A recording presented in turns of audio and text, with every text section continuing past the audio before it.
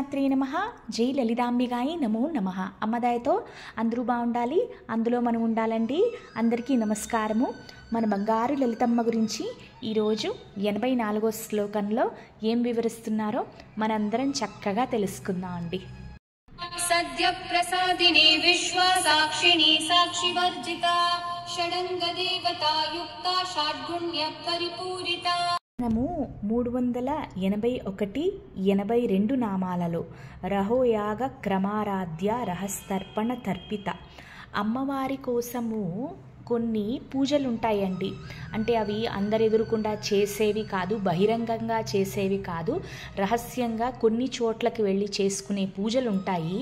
అందులోని ఆమె ప్రియమైన భక్తులు అమ్మవారి కోసం ఎన్నో త్యాగాలు చేసేసి వాళ్ళు ఈ బయట ప్రపంచంతో సంబంధం లేకుండా కేవలం పూజ మీదే మొత్తము వాళ్ళ దృష్టి అంతా పెట్టి చక్కగా అమ్మకి కావలసిన యాగాలు, హోమాలు చాలా రహస్యకరంగా ఎలాంటి ఆర్భాటము, గొప్ప హంగు లేకుండా చేస్తారండి. ఇలా రహస్యంగా అమ్మవారిని కొలిస్తే అమ్మవారికి చాలా చాలా బాగా నచ్చుతుంది. అలాగే మన పెద్దవాళ్ళకి వాళ్ళ తిథులు వచ్చినప్పుడు, అంటే పితృపక్షాలని, లేదు అంటే మాసికాలు, లేదంటే సంవత్సరానికి పెద్దవాళ్ళకి తద్దినాలు అన్నీ కూడా క్రమ తప్పకుండా పెద్దవాళ్ళకి గుర్తు పెట్టుకొని మనము ప్రసాదాన్ని నివేదిస్తాము. అంటే పెద్దల పట్ల గౌరవం అన్నమాట. ఇలాంటి అంటే ఈ రెండు నామాలు అంటే 381, 82 ఏ భక్తులైతే ఎవరైతే పాటిస్తారో వాళ్ళు అంటే అమ్మకి చాలా ఇష్టం. చూసి అమ్మవారు ఎంతో పొంగిపోతారు. వాళ్ళకి సుఖశాంతి ఆనందాన్ని ప్రసాదించే బంగారు తల్లి అని ఈ 383వ నామం సంకేతిస్తుందండి. లలితమ్మని విశ్వసాక్షిణి అని పిలుస్తారండి. 383వ నామము. అమ్మవారు ఈ ప్రపంచంలో అణువంత పని నుంచి కొండంత పని వరకు ఎలాంటి పనికైనా సరే మూల సాక్షి అండి.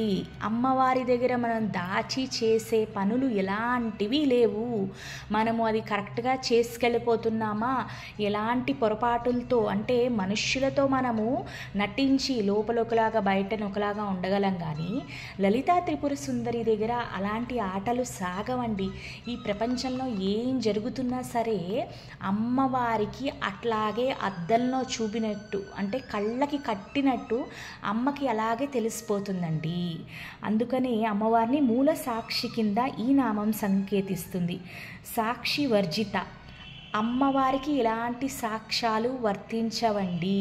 అమ్మవారు మనకి సాక్ష్యం అవుతారు, కానీ అమ్మవారి పైన అంటే అమ్మవారికి సాక్ష్యం ఉండేటట్టు ఎవ్వరూ ఉండరండి.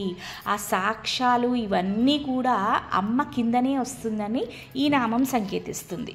మానవ శరీరము సమంగా క్రమంగా అలుపు సొలుపు లేకుండా పని చెయ్యాలి అంటే మన మానవ శరీరాన్ని కొన్ని దేవతలు కాపాడతారండి. వీళ్ళు ఎవరు అంటే అంగ, ప్రత్యంగ, ఉపాంగ. ఇప్పుడు మనము మొదటి భాగము చూద్దామండి. అంగ దేవతలు అంటే 6 దేవతలు అండి. మన శరీరంలో ఉన్న తల, కాళ్ళు, చేతులు, శరీరంలో ఉన్న కింద భాగము, ఇలాగా 6 రకమైన చోట్లలోని మన శరీరము చక్కగా పనిచేయాలంటే 6 రకమైన దేవతలు ఉంటారంటండి. మనము ఈ 6గురిని కూడా కొన్ని నియమాలతో పూజించచ్చంట. నాకు కూడా పూర్తి వివరణ అయితే తెలియదు. ఎప్పుడైతే ఈ 6 దేవతల్ని చక్కగా సంపూర్ణంగా మనం పూజిస్తామో సాక్షాత్తు లలితా త్రిపుర సుందరిని పూజించినట్టే అంట.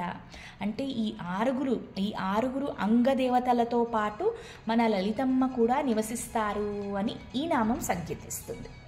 బంగారు లలితమ్మకి 6 మంచి గుణాలు ఉన్నాయండి.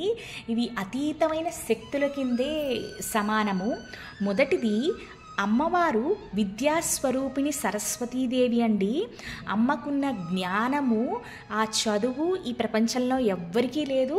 ఇక్కడ లలితా త్రిపుర సుందరి అన్న సరస్వతీదేవి అన్న ఇద్దరు ఒకటేనండి.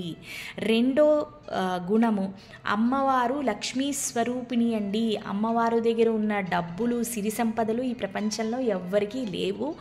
ఆమె లలితమ్మ అన్న లక్ష్మి అన్న ఒకటే అని ఈ రెండో గుణము సంకేతిస్తుంది. మూడో గుణము అమ్మవారు సర్వశక్తిమయ్యి అండి. ఈ ప్రపంచంలో ఉన్న ప్రతి శక్తి కూడా అమ్మ ద్వారానే, అమ్మలోంచే మనం తీసుకుంటున్నాము. అనంతమైన శక్తి ఈ ప్రపంచంలో అమ్మవారు నింపేసిందనమాట. అంత శక్తివంతురాలు. నాలుగో గుణం ఏంటంటే అమ్మవారికి ఉన్న స్వతంత్రము అండి. అమ్మవారుకి ఉన్న స్వేచ్ఛ, ఆనందము. ఎందుకు అంటే అమ్మవారు మనకి స్వేచ్ఛని, అంటే మోక్షాన్ని ప్రసాదించే శక్తి స్వరూపిణి అండి. అంటే ఈ సంసార బంధనాల్లోకి చిక్కుకోకుండా అమ్మవారి పాదాలని ఎవరైతే చేరుకుంటారో అమ్మవారు వాళ్ళకి మోక్షాన్ని, స్వతంత్రాన్ని ఇచ్చేస్తారనమాట. ఈ స్వతంత్రము అనే అమ్మవారి దగ్గర ఈ స్వతంత్రము అతీతము అని ఈ నాలుగో గుణము సంకేతిస్తుంది. ఐదో గుణము ఏంటి అంటే ఇది చాలా చాలా ముఖ్యమైనదండి, సంతృప్తి. అంటే అమ్మవారు ఏ పనైనా ఎప్పుడు అమ్మ కోసము, స్వలాభం కోసము, సొంత లాభం కోసం చేసుకోరండి. ఆమె ఏది తాపత్రయం పడినా మనందరి కోసమే, ఆమె బిడ్డల కోసమే.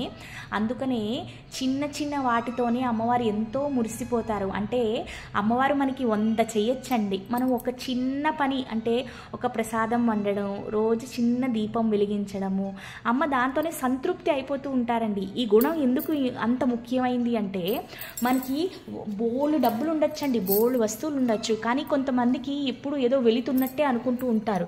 ఎందుకు అంటే వాళ్ళకి సంతృప్తి అనే గుణము చాలా తక్కువగా ఉంటుంది. ఈ గుణము మన అమ్మవారి దగ్గర నుంచి చూసి నేర్చుకోవాలన్నమాట. అలాగే ఈ ప్రపంచంలో అమ్మవారికి తెలియని విషయమే ఉండదండి. అంటే చదువుకు సంబంధించిన విషయాలే కాదు, వేరే వేరే విషయాలు కూడా, అంటే ఆటలు, పాటలు, కుస్తీ పోటీలు, రకరకాల ఆటలు, పాటలు, కవితలు చెప్పడాలు, వేరే వేరే రంగాలు బోల్డ్ ఉంటాయి కదండి. అందులో కూడా అమ్మ చాలా ప్రావీణ్యురాలు. అన్నీ కూడా అమ్మలోంచి వచ్చిన విద్యలేనండి ఇవన్నీ. దీంతో 84వ శ్లోకం ముగిసింది. మీ అందరికీ నచ్చితే తప్పకుండా లైక్ చేయండి, కొత్త వాళ్ళు సబ్స్క్రైబ్ చేసుకోండి. అలాగే చిన్న విన్నపం అండి, అతి త్వరలో వారాహి నవరాత్రులు మన దండనాథిని అమ్మవారు వచ్చేస్తున్నారు. వారాహి అమ్మ అంటే ఎవరో కాదండి, లలితమ్మలో ఒక భాగము. అమ్మవారి అహం నుంచి పుట్టుకొచ్చిన ఆవిడే వారాహి అమ్మవారు. ఇక్కడ వారాహి అమ్మవారిని పూజిస్తే సాక్షాత్తు శ్రీ లలితా త్రిపుర సుందరిని పూజించినట్టే. ఒకవేళ మీ ఇంట్లో వారాహి అమ్మ ఫోటో లేకపోయినా మన లలితమ్మ పటం పెట్టుకుని చక్కగా పూజ చేసుకోవచ్చండి. చాలా శక్తివంతమైన రోజులు.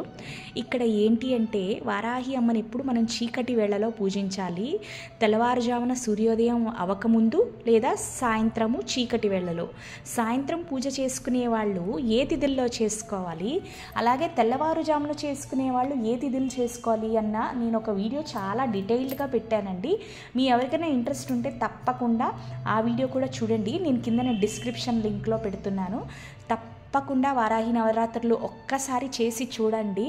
మీకు ఆ విశిష్టత ఆ 10 రోజులు, అంటే ఆ సంవత్సరానికి అంతా కూడా ఉంటుందండి. అమ్మవారు అంత సర్వశక్తిమయి.